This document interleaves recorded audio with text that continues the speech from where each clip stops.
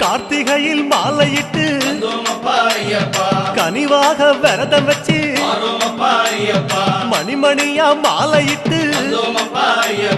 மார்கழியில் பூச வச்சு சபரிமலை பயணம் தானப்பா சாமி வழி துணையா வந்து சேரப்பா சபரிமலை பயணம் தானப்பா சாமி வழி துணையா வந்து சேரப்பா குருசாமி சொன்னபடி கூடி நல்ல விரதம் வச்சு கருப்பசாமி பொண்ண நினைச்சு காலமால பூச வச்சு காந்தமல ஜோதியானவா